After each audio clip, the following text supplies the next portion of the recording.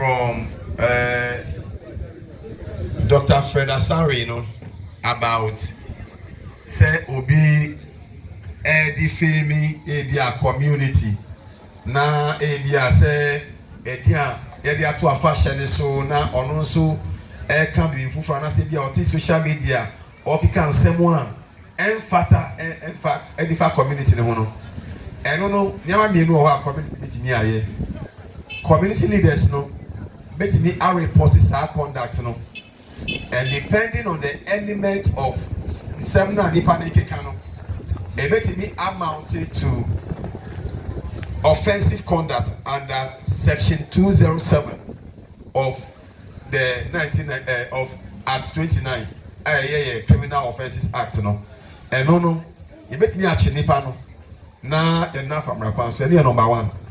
Number 2, ọman no either say ahemfo no anase mpenifo ọman no no betimi aba together na ọma issue a writ na ọmo the injunction e dey ato nipa ne so say saa nyama na oye no obejai na obetimi apre impatesi kan susu etia say nipa no.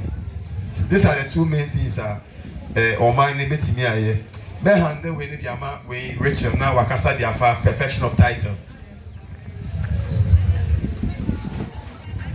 Your question back home around Abia auto assassin was 2-1. I'll say it has 2 rates. It usually no there everyone is say auto assassin as a mal document now.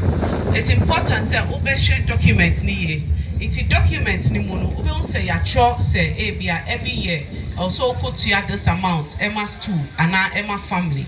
And now whoever it is, most of the times, not be brain no time yes I don't know. I think say no some question and now what for air can once no. It will share it be 100 cedis, it be 2,200.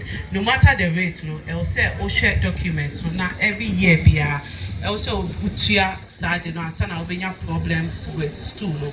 I think say another thing American no so say auto was now. Also share the number of years I did assassinate mal for. Into bet me I share say 99 years and now 50 years.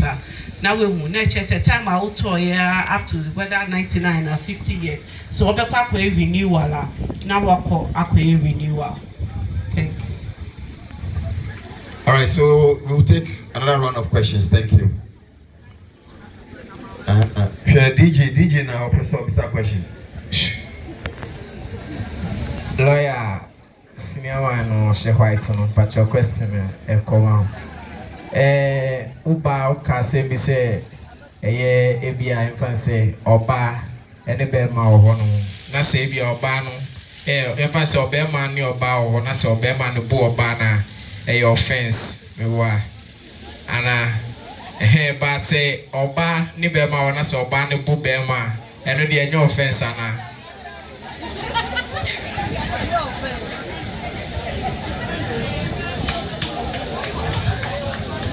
Midi na no confiance.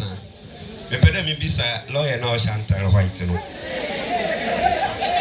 Obaka bibi efa besia esu ni baby a ompeni bia me need aggregation na nufu us company another ma go to us company. Me pede me bisa say I mean na no confiance besia bi hu na sa no so obo menu another obo mutu a. Me pede me bisa ono so oyeden. Because any mission in what's our offense? This is also woman as and so abumu to and also men for fire day a plain mission.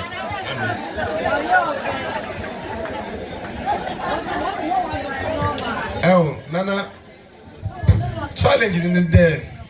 And Bemano and Banner Boy to Sana here day. The inquiry report be that's the problem. And when I'm not about bosses and now boss and when you that's a challenge. Don't worry. Eric will answer that when we finish taking the questions. Yeah. Good afternoon once again. But your question we call my lawyer Rachel. I'm saying the person who throw more light on the stool land, you know, because most of the times, you know, there were individuals who own their own lands. the same time, we want to make classify all those individuals' lands under stool land. How do you separate these two things? Person will throw more light on it for us. Thank you.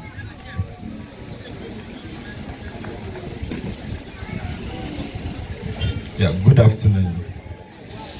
If I trouble some master no ejina stool is a system. Now me person visa lawyers. Any mbrashe bedwafo. Osande mbrabia no mbrashe bedwafo na ehye. Ena what the bread in mufo. Na me pede me bisa de eba de ntina wo hye mbrafa ahemfo ho a minjiri zo what the concerns and what the challenges ahemfo no wo yebeti ande was what mbrabia aba ohene ye da mazi meyi wonye ne dey me pede me bisa mbrashe bedwa ni de eba ntina eba ndam eto de bien eye stool land ye ka ho asem no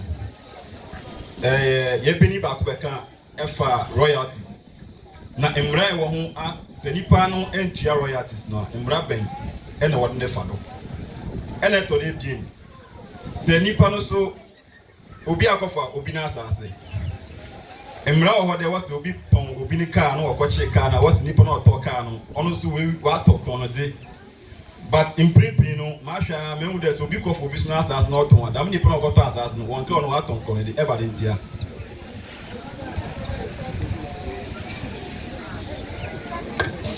Yo, my friend Mr. Ladi. That's so I can say. I told my say, Mama papers. Many scam can register our cake with it.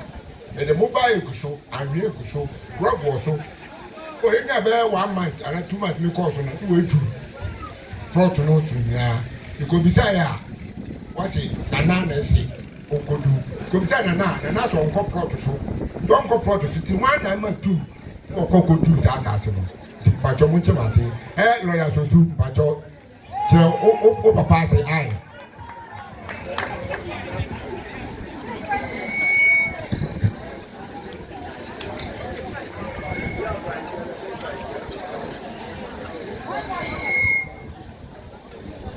yo em de mase mi command please ye pini ko bisade or talk about stool land. I'm a pedemic chair there. Fetteh assassin. If you are Fetteh assassin, can be a stool land, a family land. Here you are what of Fetteh assassin, a free wood. I'm a pedemic chair.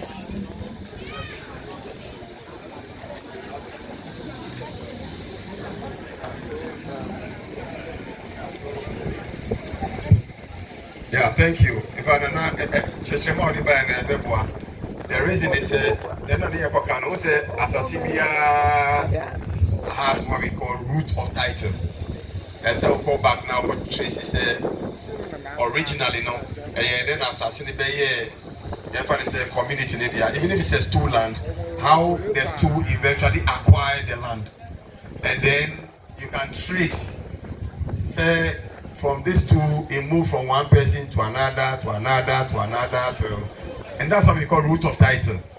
And usually, for all personal land, the question I always want to say, how did that personal person acquire that land? And then that land became your personal land, because now you can't get land by conquest anymore. You can't obtain land by simply what we call the occupation, because to be as some people can just go and say, I've come to occupy the land and I've been there for long. It's media. It's difficult because definitely each of the lands may have a root. So it's important say oh yeah, transactional. You get to know what is the root of title. Who are you deriving your authority from? Because you'll be afraid the caveat emptor, buyer beware. In fact, nobody can pass a title that he does not have, because you cannot give what you do not have. And so you must know who is giving you the title and whether that person himself actually hold title enough to pass on to you. It's also important that we know those differences. Yes, you can. Yeah, you can. And also to answer Wafa, it's auto assassin or Haley Wa, or to my occupied for some time, almost I can also a movie. But usually with those things, you still need the consent of the stool to be able to do that. If Aqua J Assassin were here for like 50 years, na say be atna assassin for 20 years, na say Fetteh be use assassin game, so you want to give it to somebody else, you are giving the rest of the 30 years to somebody else. In law, we say it's assignment. You are giving the rest of your 30 years to somebody else. Your question again, if you look at it, it is an individual who is giving it to another individual, but the first individual got it from the stool. And so basically that's the difference of where the stool comes in and where the individual comes in. And also for every document here, well, maybe I often recitals, so it gives you the roots of title, where the person, the individual got his land from. The document, the person got it from this stool, or even if it's not a stool, the person got it from this family. So for every document you get for a land document or a land property, it's important to trace the root of title, as we've already said. Thank you. Honorable Quayla's question. Ohene enko site. It's most often than not, you know. There were other people sometimes who work around, and we know say Nicobe can actually misbehave and do things even in the name of Ohene Krani Mohe. Yenya cases be brave, sir. And no solution will be that once what determines when who say wasasi Onyama Egoso na will be every honor. A very important say immediately no better lawyers. Na ya file case at the amount. Now more years and the injunction at so that you can save the land. It's what we papa idea. Ya power best me home manager. Mako file case na ma preocupe. Now maybe I come. Why? Now question be about DNT na ahimfo. And I say parliament yen consulting ahimfo. Say yen ready at their form one. So about parliament ready anywhere parliament let me here without consulting the stakeholders. In fact, answer now be generating bill at the about parliament. The first assignment is say we know and the friend pre-laying engagement. I remember him for yama minum no bia bani atenase ya to adwen ni bibia ni ahwese emrane enda da ne sen ye wia say we first reading of the bill of parliament. Speaker of parliament ever refer bill no to a committee of parliament. Now sa committee ne susu ebe engagement with all the stakeholders. Committee ni wia ansana ye be sisi emrano na ye di aba ya be ni e friend no clause by clause consideration before the clause by clause no you on your friend second reading they hold a debate, public debate.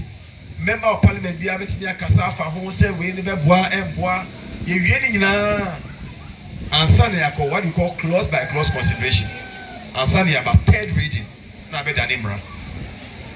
And there is no way parliament be a emrebia dia fa for one parliament and consulting ahifo. And be a hono say there is a specific mrabina if I him for one consulting there's a way we can have a conversation around that, but the parliament cannot do that. In fact, we can't do that without consulting ahifo. No, I think I've exhausted my area and remember Eric now what was every region into no your most responsibility say odi kan so after first reading no do back for stakeholder engagement. They will have to go to their communities no to me and no those engagement. It's the community no a resolution and now more find state position on be taking on that particular law. No more they come back, no more parliamentarians, no, to me, I consider, no more consideration near the let me by running. It is a representatives now, National House of Chiefs, no, and no more form with the and Congo can, and now omo back to the very root and our community to come and do explanations that and only the beman as me say omo ye embrano motina and cran omo ye embrano and ye de ba bechitre ahimfuna a war from no but you are more responsibility so omo de beba no be to me ase no be adding the consent about and sana embrano aba because embrano ba there e ba bechitre obia the most so bisha say and then